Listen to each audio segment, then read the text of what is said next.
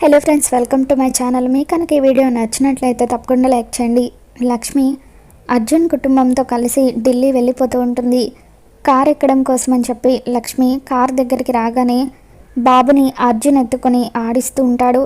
ఇక అలా లక్ష్మిని అర్జున్ని పక్కపక్కన చూసి అర్జున్ వాళ్ళ అమ్మగారు ఎంతగానో సంతోషపడిపోతూ ఉంటారు. నిజంగా ఈ అమ్మాయి వాడి జీవితంలోకి వచ్చిన ఒక్క రోజుకే వాడిలో ఎంత మార్పు తీసుకువచ్చింది. నేను ఎన్నిసార్లు చెప్పినా కూడా వాడు మందు మానేయలేదు.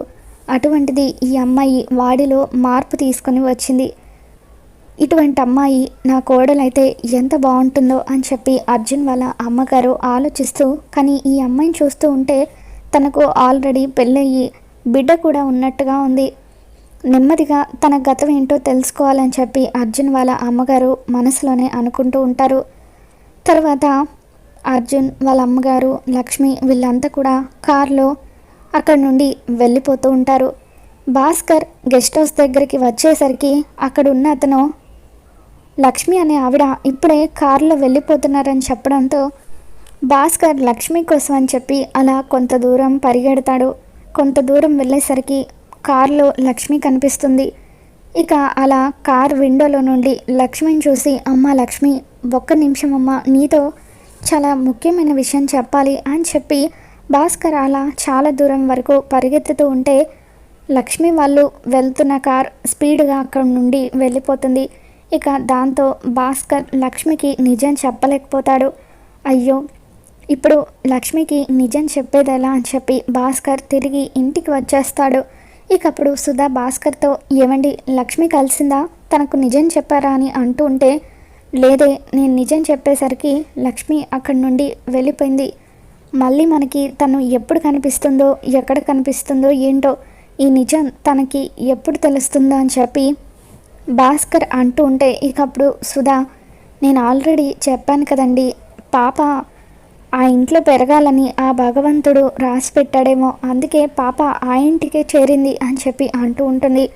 మరోవైపు మిత్ర పాపని దత్తత తీసుకోవాలని అనుకుంటూ ఉండడంతో ఇకప్పుడు దేవి అని మనీష ఇద్దరు కూడా అరవిందని కన్విన్స్ చేయడానికి ట్రై చేస్తూ ఉంటారు. అక్క, అసలు ఆ పాప ఎవరికి పుట్టిందో తెలీదు, అటువంటి పాపను మిత్ర దత్తత తీసుకోవడం ఏంటి అని చెప్పి దేవి అని అంటూ ఉంటుంది.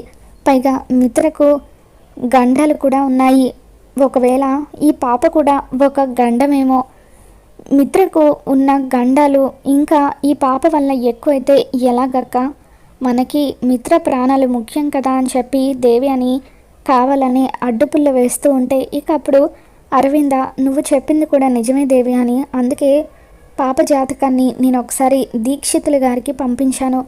ఒకవేళ దీక్షితులు గారు పాప మిత్రతో ఉంటే ప్రమాదం అని చెబితే అప్పుడు నేను ఏం చేయాలో ఆలోచిస్తానని చెప్పి అరవింద అంటూ ఉంటుంది.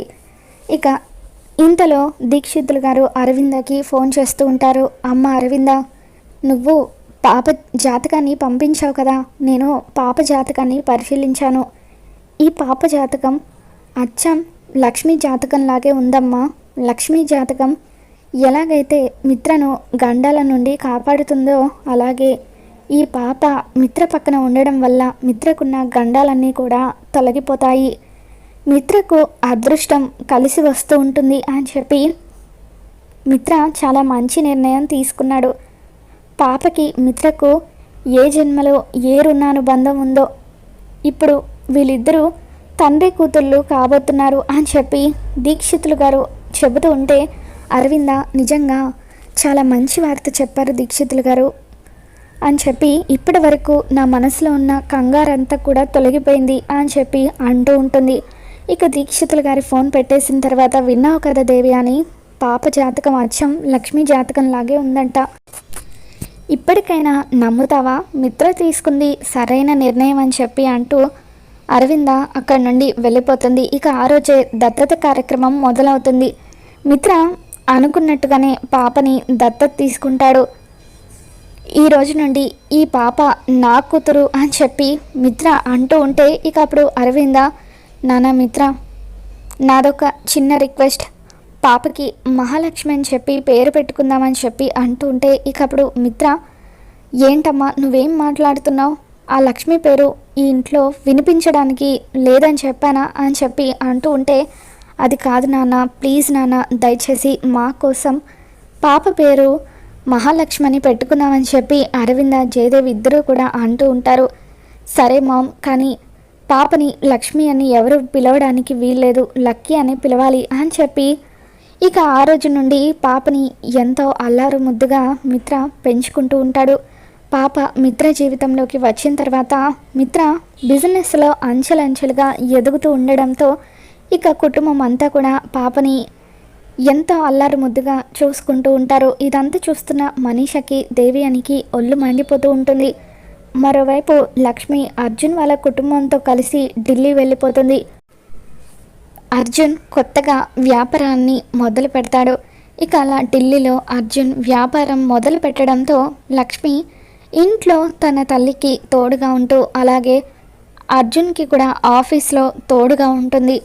ఒకరోజు అర్జున్తో మాట్లాడడానికి కొంతమంది క్లయింట్స్ ఇంటికి వస్తారు. ఇక లక్ష్మి వాళ్ళకి కాఫీ ఇస్తూ బిజినెస్కి సంబంధించి ఒక ఐడియా ఇవ్వడంతో లక్ష్మి ఇచ్చిన ఐడియా ఆ క్లయింట్స్కి బాగా నచ్చుతుంది.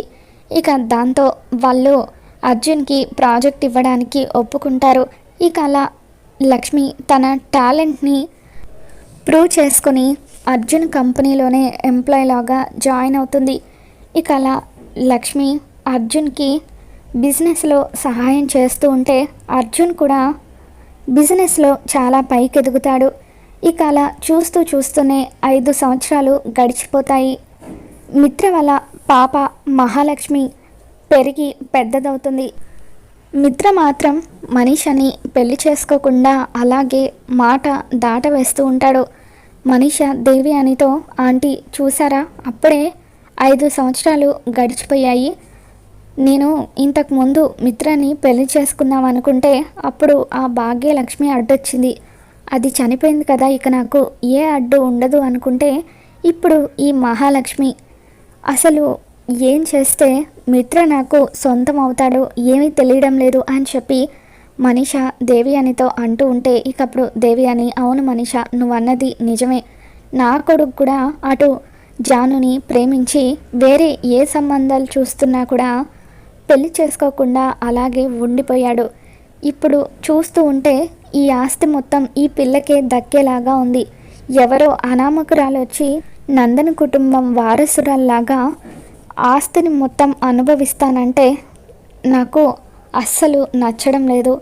ఏదో ఒకటి చేసి ఈ పిల్లను మిత్రకి దూరం చేయాలి. కానీ మిత్రేమో ఈ పిల్ల మీద పంచప్రాణాలు పెట్టుకున్నాడు అని చెప్పి దేవియాని, మనీష ఇద్దరు కూడా మాట్లాడుకుంటూ ఉంటారు. పాప స్కూల్కి టైం అవుతూ ఉండడంతో అరవింద, అమ్మ మహాలక్ష్మి త్వరగా రా అమ్మ, స్కూల్కి టైం అవుతుంది, పాలు తాగుతూ కానీ అని చెప్పి అంటూ ఉంటే, నాకు వద్దు నానమ్మ అని చెప్పి పాప అంటూ ఉంటుంది.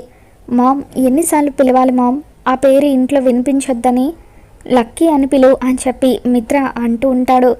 ఇక దాంతో అరవింద, నన్ను క్షమించి లక్ష్మి, నువ్వు చేసిన త్యాగం గురించి ఇంకా నేను మిత్రకి చెప్పలేదు, చెబితే వాడు ఏమైపోతాడోనని భయం అని చెప్పి అరవింద మనసులోనే లక్ష్మికి క్షమాపణలు చెప్పుకుంటూ ఉంటుంది. ఏవండి, 5 ఏళ్ళు గడిచిపోయాయి. దీక్షితులు గారేమో లక్ష్మి ఇంకా బతికే ఉందని అన్నారు. ఒకవేళ ఇప్పటి వరకు లక్ష్మి బతికుండుంటే మన దగ్గరికి రాకుండా ఉంటుందా?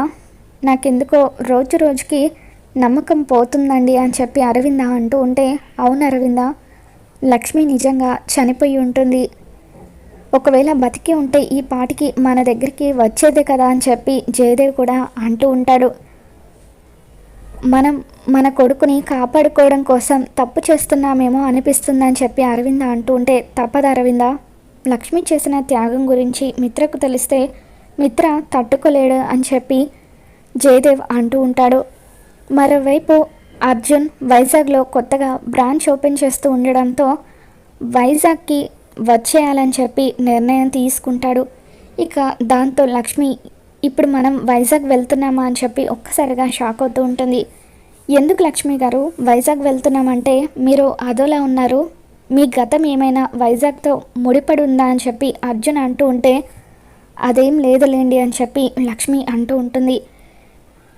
లక్ష్మి కొడుకు జున్నును తీసుకొని అర్జున్ కుటుంబంతో కలిసి వైజాగ్కి వచ్చేస్తారు. మిత్ర కూతురు మహాలక్ష్మి, లక్ష్మి కొడుకు జున్ను ఇద్దరు కూడా ఒకే స్కూల్లో చదువుతూ ఉంటారు. మొదటి రోజు జున్నుని స్కూల్లో జాయిన్ చేయడం కోసమని చెప్పి లక్ష్మి, అర్జున్ ఇద్దరు కూడా బాబుని తీసుకొని స్కూల్ దగ్గరికి వస్తారు. ఇక అప్పుడే మిత్ర కూడా మహాలక్ష్మిని డ్రాప్ చేయడానికి స్కూల్ దగ్గరికి వచ్చి అనుకోకుండా లక్ష్మిని చూసి ఒక్కసారిగా షాక్ అవుతాడు. లక్ష్మి పక్కన అర్జున్ ఉండడంతో వాళ్ళిద్దరికీ పెళ్ళైపోయిందని చెప్పి లక్ష్మి తనను మోసం చేసి మరొక వ్యక్తిని పెళ్లి చేసుకుని హాయిగా ఉందని చెప్పి మిత్ర లక్ష్మిని అపార్థం చేసుకుంటాడు.